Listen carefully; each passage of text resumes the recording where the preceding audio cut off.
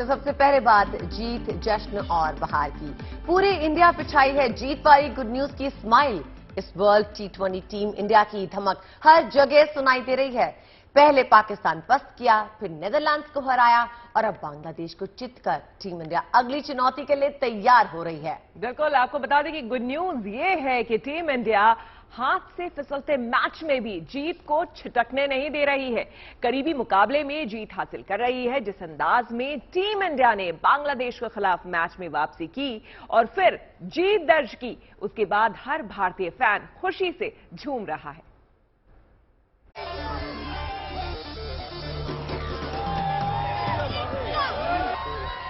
ये जीत वाली स्माइल है। क्या कमबैक था मैच में, क्या कमबैक था, क्या बैक टू बैक कैचेस उठाए हैं, मतलब हर्षदीप की बॉलिंग थी।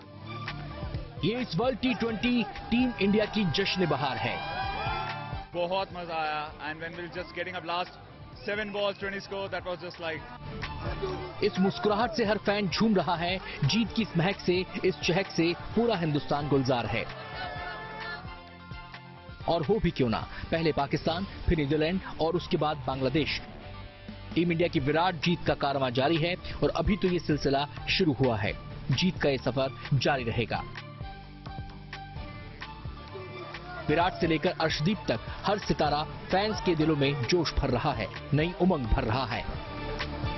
थोड़े ही गेम्स खेला है अभी तक और अभी से उसकी इतनी फैन फॉलोइंग हो गई है। बहुत बढ़िया सर जी। आज भी उसने पहले ओवर में भी उसका कैच मिस हो गया उसके ओवर में, लेकिन दूसरे ओवर में उसने 2 विकेट निकाल के सारा मैच ही पलट दिया। और अर्शदीप सिंह, इसीलिए हमको प्राउड है उस पे। ये अर्शदीप के लिए गाना है। Okay go. Okay 1 2 3 song for Arshdeep. Bye bye कहती दुनिया।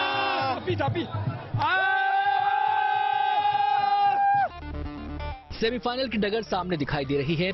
खिताबी जीत की महक भी आने लगी है। And then finally India won, so well done India. Semifinal के में भी हम खेलेंगे, फाइनल जीतेंगे, सब बढ़िया। Arshdeep very good play.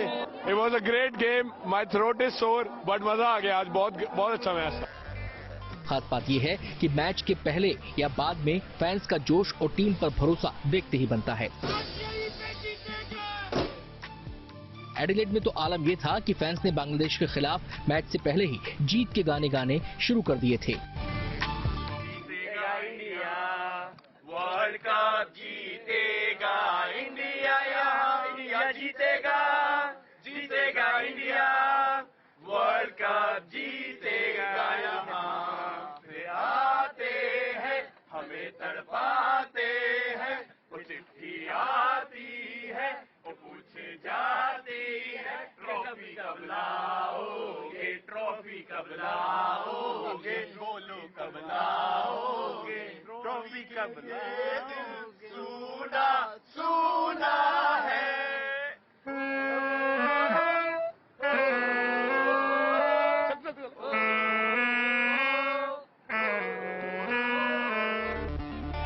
जाहिर है फैंस ने साफ कर दिया है कि ट्रॉफी के बगैर उनका दिल सूना है। 2007 के बाद से ट्रॉफी की घर वापसी का इंतजार है। टीम इंडिया के चाहने वालों ने मानो ऐलान कर दिया है कि इस T20 वर्ल्ड कप में ये जश्न बहार जारी रहेगी और इस बार टीम इंडिया खिताब जीतकर ही दम लेगी। Bureau report, good news today. अब देखिए, चाहे बात टीम कॉम्बिनेशन की हो या फिर स्ट्रैटेजी को हो, हर पैमाने पर टीम इंडिया खरी उतरती देखी जा सकती है। कोच, कैप्टन कागज पर जो रणनीति तैयार कर रहे हैं, खिलाड़ियों से परफेक्शन के साथ मैदान में अंजाम दे रहे हैं। और यही एक सबसे बड़ी वजह है कि टीम इंडिया फिलहाल अपने ग्रुप में टॉपर है। एक्सपर्ट्स का भी मानना है कि टीम इंडिया एक यूनिट की तरह खेल रही है। फिलहाल जो शुभ संकेत मिल रहे हैं, उससे खिताब पर टीम इंडिया की दावेदारी पुख्ता नजर आ रही है। बांग्लादेश के खिलाफ टीम इंडिया की जीत एक नहीं कई सौगातें साथ लाई। जिस तरह टीम इंडिया ने मुश्किल हालात में मैच में वापसी की और फिर जीत दर्ज की, उससे यकीनन टीम इंडिया के हौसले बड़े होंगे। गुड न्यूज ये भी है कि KL राहुल फॉर्म में लौट आए हैं। बांग्लादेश के खिलाफ 50 रन की पारी ने उनके आत्मविश्वास में भी इजाफा किया है। एक्सपर्ट्स को भी सेमीफाइनल की डगर साफ साफ दिखाई दे रही है। बस 3 कदम और ट्रॉफी टीम इंडिया के हाथ में होगी। टीम ऐसे लग रही है कि एक कॉम्बिनेशन वगैरह सब जो कैप्टन है और कोच को मिल रहा है।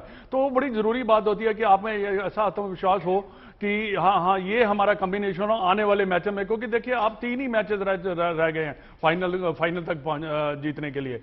पर उनके लिए फॉर्म में आना, अच्छा प्रदर्शन करना और टीम का एकजुट होकर खेलना, ये बड़ा जरूरी है। रणनीति के मोर्चे पर टीम इंडिया मुस्तैद है। अब तक की स्ट्रेटेजी काम आई है। हालांकि कुछ खामियां हैं, लेकिन जानकार मानते हैं कि वक्त रहते उन्हें भी दुरुस्त कर लिया जाएगा। गुड न्यूज ये भी है कि बांग्लादेश के खिलाफ मैच में टीम इंडिया की फील्डिंग जबरदस्त रही। खासकर बारिश के खलल के बाद जब टीम मैदान पर उतरी तो उसने मुश्किल परिस्थिति में गजब का जज्बा और खेल दिखाया और बांग्लादेश की तरफ जाते मुकाबले को वापस अपने पक्ष में खींच लिया। हर चीज को अगर देखते हुए मैं समझता हूं कि भारत का इस मैच में जो प्रदर्शन रहा है काफी बेहतर रहा है और आने वाले जो है उसके लिए भी मैं समझता हूं कि ज्यादा रहेगा, क्योंकि अब जो है आहिस्ता आहिस्ता जो है ना जो प्रॉब्लम्स जो कैप्टन और कोच को लगती हैं वो सॉल्व होती चले जा रही हैं। केएल राहुल फॉर्म में लौट आए हैं। रन मशीन विराट रंग में है। डेथ ओवर्स में भी गेंदबाजी अच्छी हुई है। हालांकि डीके की फॉर्म चिंता का विषय है। उम्मीद है जिम्बाब्वे के खिलाफ मैच में टीम इंडिया और मजबूत होकर उभरेगी और सेमीफाइनल से पहले विरोधी के हर वार का काट हासिल कर लेगी। Bureau report, good news today. और इस वक्त सिडनी में पाकिस्तान और दक्षिण अफ्रीका के बीच ग्रुप 2 का अहम मुकाबला चल रहा है। पहले बल्लेबाजी करते हुए पाकिस्तान ने दक्षिण अफ्रीका के सामने 186 रन का विशाल स्कोर खड़ा किया। हालांकि उसकी शुरुआत अच्छी नहीं रही। मोहम्मद रिजवान 4 और बाबर आजम 6 रन बनाकर आउट हो गए। लेकिन पाकिस्तान के मिडिल ऑर्डर ने जबरदस्त वापसी की। इफ्तिकार अहमद ने 51 और शादाब खान ने 52 रन बनाए हैं। जवाब में दक्षिण अफ्रीका ने पावर प्ले में 2 विकेट खोकर 48 रन बनाए हैं। इसके बाद कप्तान बवूमा की 36 रन बनाकर आउट हो गए। एडन मार्क्रम भी 20 रन पर शादाब खान का शिकार हो गए हैं। तो सिडनी में ये महामुकाबला जारी है, पाक बनाम दक्षिण अफ्रीका। और अब बात कर लेते हैं लोकतंत्र के उत्सव की। हिमाचल प्रदेश विधानसभा चुनाव की तारीखों के ऐलान तो पहले ही हो चुका है, लेकिन आज गुजरात विधानसभा चुनाव की तारीखों की घोषणा भी कर दी गई है। गुजरात में 2 चरण में चुनाव होंगे। 1 और 5 दिसंबर को वोटिंग होगी। 8 दिसंबर को हिमाचल प्रदेश के साथ ही गुजरात के नतीजों की घोषणा होगी। लोग ज्यादा से ज्यादा संख्या में वोटिंग करें, इसके लिए चुनाव आयोग ने कई कदम उठाए हैं। चुनाव आयोग ने लोकतंत्र के सबसे बड़े त्योहार की तारीखों का आज ऐलान कर दिया है। गुजरात की जनता 1 दिसंबर और 5 दिसंबर को नई सरकार चुनने के लिए वोट डालेगी और चुनाव के नतीजे 8 दिसंबर को आ जाएंगे। 8 दिसंबर को हिमाचल के नतीजों का भी ऐलान हो जाएगा। गुजरात में विधानसभा की 182 सीटें हैं। पिछले चुनाव की बात करें तो बीजेपी को इस चुनाव में 50% और कांग्रेस को 42% वोट मिले थे, लेकिन इस बार मैदान में आम आदमी पार्टी भी है। Date of poll would be 1st and 5th, with the date of counting to coincide with Himachal Pradesh on 8th of December. And the entire process would be completed on 10th of December. Gujarat में चुनाव का उत्सव शानदार हो, इसके लिए बड़े पैमाने पर इंतजाम किए गए हैं। पूरी चुनावी प्रक्रिया को पारदर्शी बनाने के लिए कम से कम 50% मतदान केंद्र पर वेबकास्टिंग की व्यवस्था होगी। चुनाव के दौरान अगर कोई कोरोना संक्रमित हो जाता है तो कोरोना मरीज को घर से मतदान करने की सुविधा मिलेगी। कोई भी मतदाता अगर शिकायत करना चाहता है तो सीधे तौर पर मोबाइल फोन से चुनाव आयोग में शिकायत कर सकता है। शिकायत के 60 मिनट में टीम गठित करके 100 मिनट में शिकायत का समाधान किया जाएगा। तो आपके माध्यम से मैं सभी वोटर्स से ये अपील करना चाहता हूं कि वो इस चुनाव में बढ़ चढ़ के हिस्सा लें, निष्पक्ष तरीके से लें। अगर कहीं कोई उनकी समझ से इरेगुलर एक्टिविटी या पार्शियल एक्टिविटी है तो उसको सी विजिल के माध्यम से जरूर हमें खबर करें and we will ensure that they get the answers in 100 minutes. मतदान से पहले ही गुजरात पर चुनावी रंग चढ़ चुका है। गुजरात में वोटिंग प्रतिशत अब तक संतोषजनक रहा है। 2012 के चुनाव में यहां सबसे ज्यादा 71.30% लोगों ने मतदान किया था, जबकि अब तक का सबसे कम वोट 1980 में पड़ा था। 1980 में केवल 48% जनता ही वोट डालने के लिए निकली थी। जाहिर है इस बार मतदान के लिए सुविधाएं कहीं ज्यादा हैं और ऐसे में उम्मीद है कि इस बार गुजरात वोटिंग का नया कीर्तिमान रचेगा। Bureau report, good news today. Himachal में विधानसभा चुनाव के लिए घर घर जाकर मत पत्र और पोस्टल बैलेट से मतदान की प्रक्रिया मंगलवार को शुरू हो गई। इस दौरान हिमाचल के किन्नौर से लोकतंत्र के प्रति आस्था की अनोखी तस्वीर सामने आई है। जी हां, तस्वीर क्या है वो मैं बता देती हूँ। देखिए, आजाद भारत के पहले वोटर श्याम शरण नेगी ने हिमाचल चुनाव के लिए धूमधाम से अपना वोट डाला है। 105 साल के हैं श्याम शरण नेगी, जिन्होंने कल्पा में अपने घर से पोस्टल बैलेट से मतदान किया। स्वास्थ्य कारणों के चलते इस बार नेगी ने घर से ही वोट दिया है।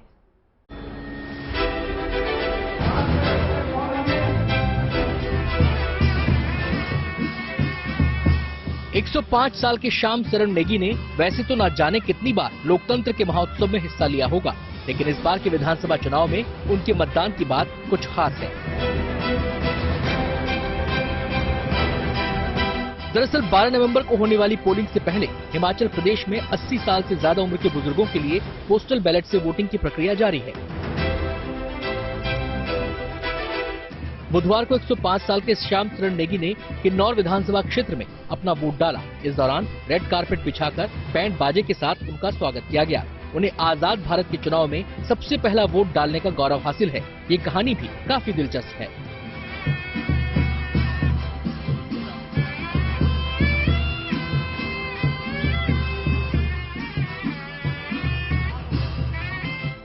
श्याम शरण नेगी किन्नौर जिले के कल्पा के रहने वाले हैं और रिटायर्ड अध्यापक हैं। श्याम शरण नेगी का जन्म 1 जुलाई 1917 को कल्पा में हुआ था। देश के आजाद होने के बाद 1952 में पहला लोकसभा चुनाव का आयोजन किया गया, लेकिन किन्नौर में भारी हिमपात के कारण 5 महीने पहले सितंबर 1951 में मतदान हो गया।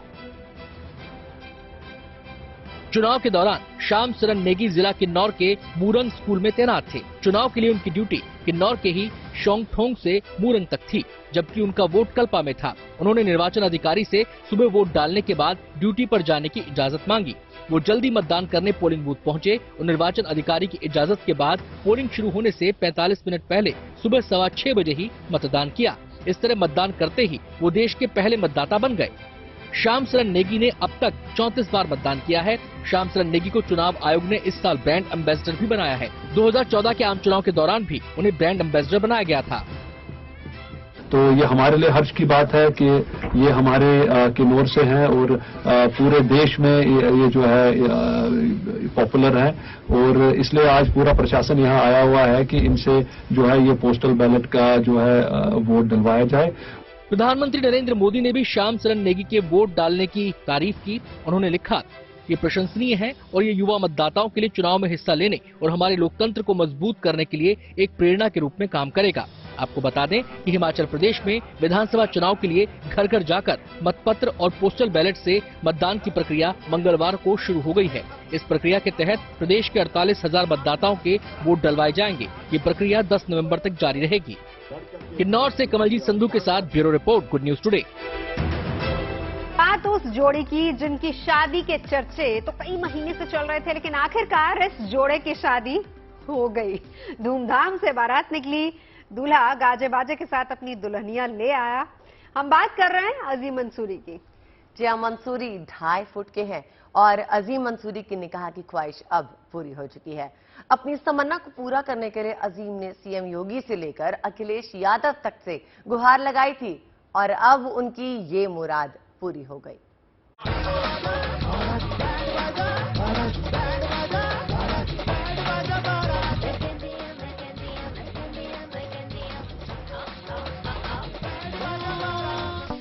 ढाई फुट के अजीम की पूरी हुई मुराद। अजीम मंसूरी की बज गई शहनाई। 2.5 फुट के अजीम को मिल गई 3 फुट की दुल्हनिया। बुशरा बानो और अजीम की रब ने बना दी जोड़ी। सिर पर सहरा, बदन पर शेरवानी और चेहरे पर खिली मुस्कान। कुछ इस अंदाज में अजीम मंसूरी अपनी दुल्हनिया को लेने घर से निकले।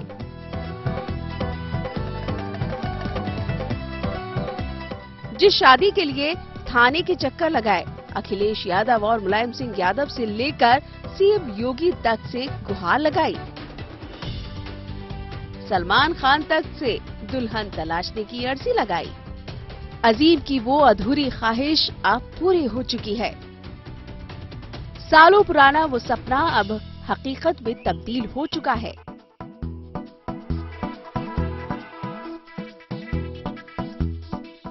अजीम मंसूरी की शादी में सबसे बड़ी अड़चन उनका छोटा कद था। कई बार कोशिशें की गई, लेकिन हर बार नाकामी ही हाथ लगी। सालों बाद आखिरकार वो पल आ ही गया जब अजीम मंसूरी ने बुशरा को अपनी बेगम तस्लीम कर लिया। कैराना के अजीम मंसूरी ने हापुड़ की बुशरा को अपनी निकाह में कबूल कर लिया और रब ने दोनों की जोड़ी बना दी।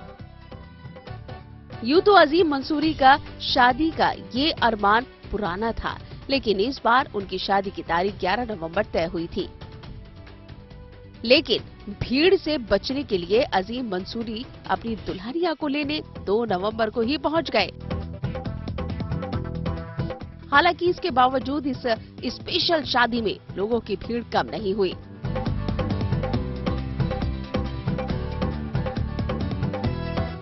हापुड़ से देवेंद्र कुमार शर्मा के साथ bureau report, good news today.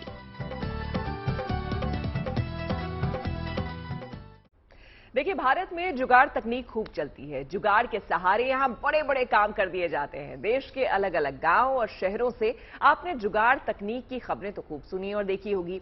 आज हम उत्तर प्रदेश के मुजफ्फरनगर से जुगाड़ से जुड़ी एक दिलचस्प खबर आपके लिए लाए हैं। शगुफ्ता बताएंगे। यकीन मानिए, बहुत ही इंटरेस्टिंग है। दरअसल इस कहानी का मुख्य किरदार एक किसान है जिसने एक ट्रैक्टर खरीदा और फिर उसे देसी तकनीक के साथ थोड़ा सा मॉडिफाई कर दिया। अब ये मॉडिफाइड ट्रैक्टर जो है खूब सुर्खियां बटोर रहा है। खेती किसानी के अलावा इस ट्रैक्टर के कई और उपयोग भी हैं। देखिए,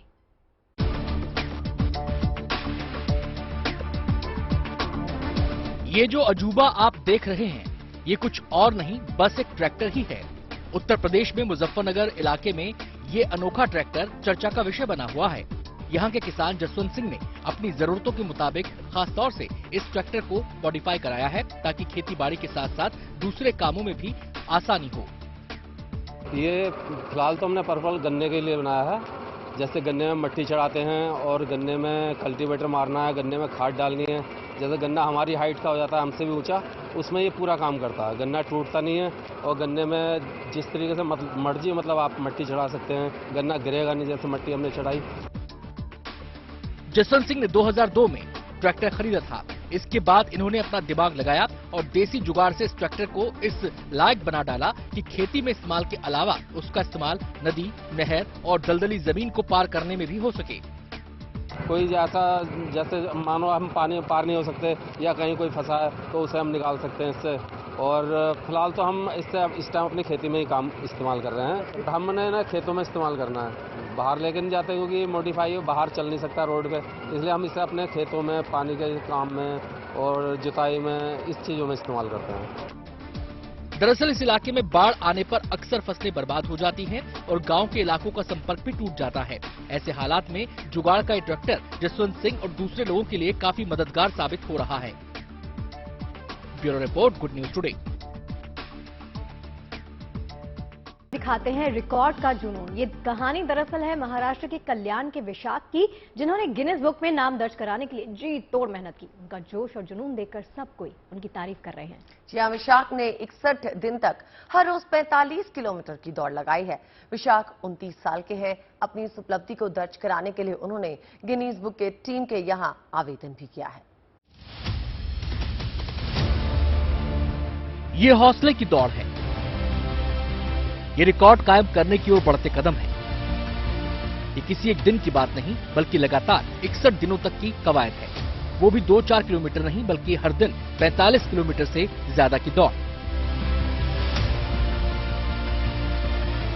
महाराष्ट्र के डोंबिवली के रहने वाले विशाख कृष्णा स्वामी के कदम हर सुबह 4 बजे अपनी मंजिल की ओर इसी तरह बढ़ते थे, वो भी जीपीएस और मोबाइल लोकेशन डेटा को चालू रखकर, ताकि गिनीज बुक के नियमों के मुताबिक सबूत दर्ज हो सके।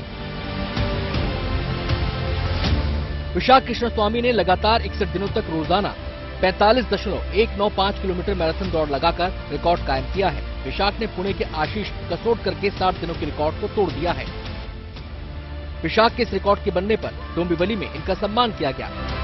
राज्य के मंत्री रविंद्र चौहान और कल्याण डोंबिवली महानगर पालिका के आयुक्त भाऊ साहेब दांगड़े ने भी विशाख का अभिनंदन किया। महानगर पालिका के फायर ब्रिगेड की टीम ने 2 मिनट तक सायरन बजाकर सलामी भी दी। विशाख मई जून में नंगे पांव 21 दिन तक रोज हाफ मैराथन भी दौड़ चुके हैं। डोंबिवली में ये अपनी मां के साथ रहते हैं। कल्याण से मिथिलेश गुप्ता के साथ bureau report, good news today. और अब बात उन चोरों की जिन्होंने पहले चोरी की और फिर चोरी का सामान कुरियर के जरिए पीड़ित के घर पहुंचा दिया। मामला दिल्ली से सटे गाजियाबाद का है। बिल्कुल, आपको बता दें, दरअसल चोरों ने महिला टीचर के फ्लैट से 25,000 रुपए कैश और 20 लाख के जेवरात चुरा लिए। लेकिन वारदात के करीब 4 दिन बाद कुरियर से पार्सल भेजकर 4 लाख रुपए के जेवरात लौटा दिए।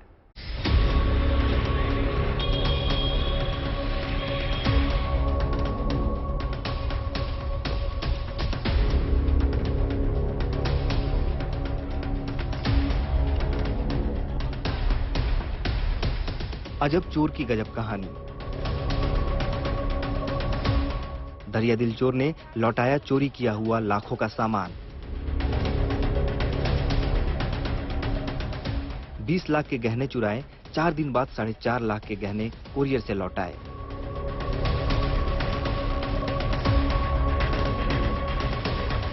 गाजियाबाद में एक हैरान करने वाला मामला सामने आया है।